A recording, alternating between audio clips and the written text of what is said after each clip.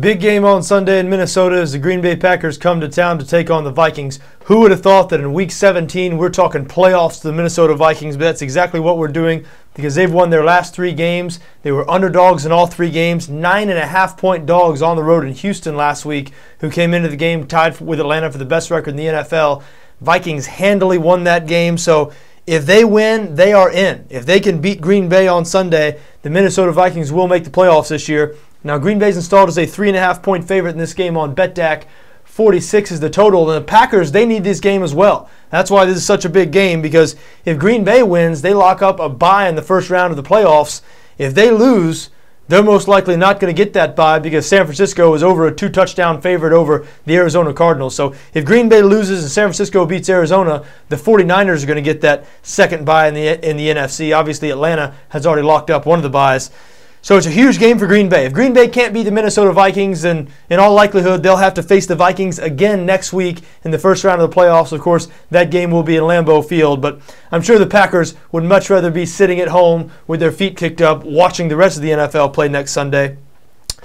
Now, Green Bay beat Minnesota 23-14 about a month ago, December 2nd to be exact, right before the Vikings started this little 3-game winning streak they're on now. The Vikings have been playing tough on defense lately. The defense and Adrian Peterson really have been carrying this team.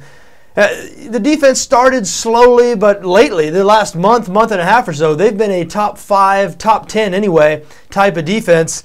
And Green Bay throughout the season has struggled on offense, with the exception of last week. let me say that, because last week the Green Bay Packers beat the Tennessee Titans 55-7 in Lambeau Field. Now, Tennessee, last in the league in total defense, last in the league in points allowed coming into that game.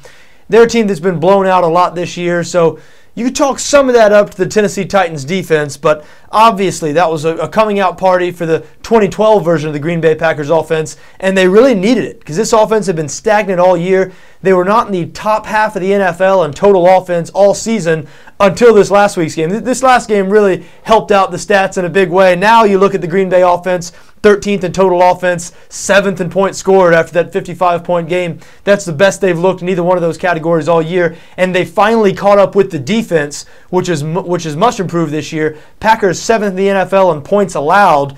Remember, they were one of the worst defenses in the NFL last year, and that ended up costing them in the playoffs. But on offense last year, they were a juggernaut. Really, the last 2 years. Last year, they averaged 35 points per game. Even after their 55-point outburst last week, they're still averaging a full 9 points less per game this season. They've only topped 31 points twice all year. Remember, they averaged 35 per game last year. So throughout a lot of this season, Green Bay has looked like, on offense, a dink-and-dunk type offense with a bad offensive line.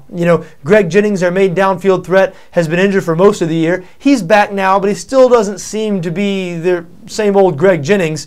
Randall Cobb has emerged as the Packers' best wide receiver, but Cobb hurt himself last week, ankle and knee injuries.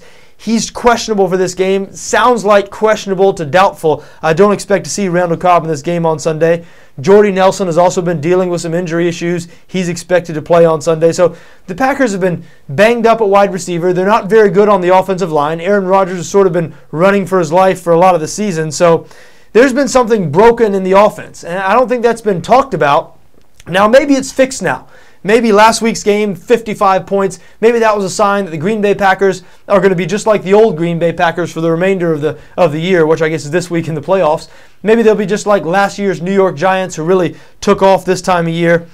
Well, I guess they wouldn't be exactly like last year's Giants, because the Giants were 7-7 through 14 weeks, and for all these things I'm saying negative about the Packers right now, they've won 9 out of the last 10 games. They're 8-2 against the spread in those games.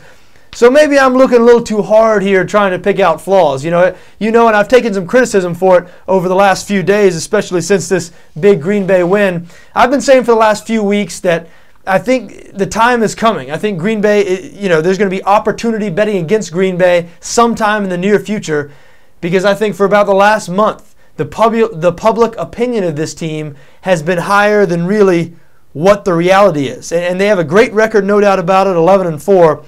But I've seen Green Bay play many times this year, as I know many of you have. They're just not the same team. Something is wrong, especially on offense. Now, they are better on defense. Is this the week there's the value on the other side of Green Bay. I mean, maybe. Now, listen, here's where I'm at with the Minnesota Vikings. I love this team, love everything about the team except the quarterback. The quarterback situation is awful in Minnesota. They are 32nd, dead last in the NFL in pass yards per game. They only pass for 168 yards per game. Now, Christian Ponder played well last week on the road in Houston, so maybe that's a good sign. Played relatively well anyway. Adrian Peterson, obviously the bell cow of this offense.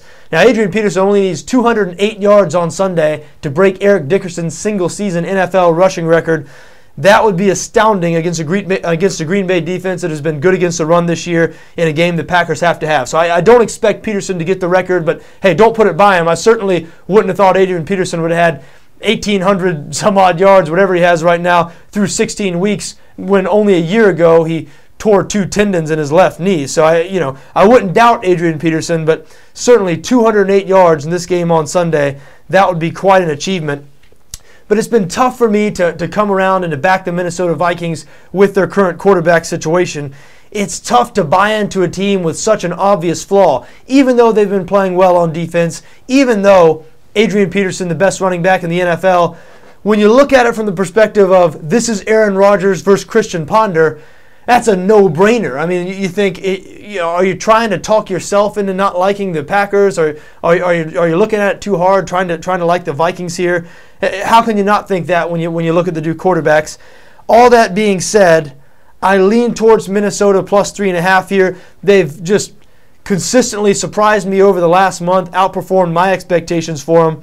And Green Bay, until last week, I thought that the Green Bay Packers were looking like a team that was ripe for an upset.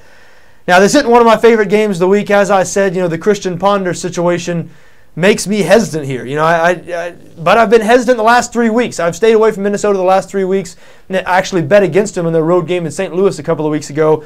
And lo and behold, they've won every game, playing really good football.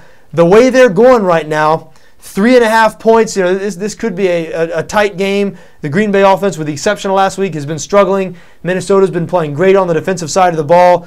So the points could come in handy here. I'd stay away from Minnesota on the money line, but if I were going to play on this game, I think I'd back the Vikings and take the 3.5 points.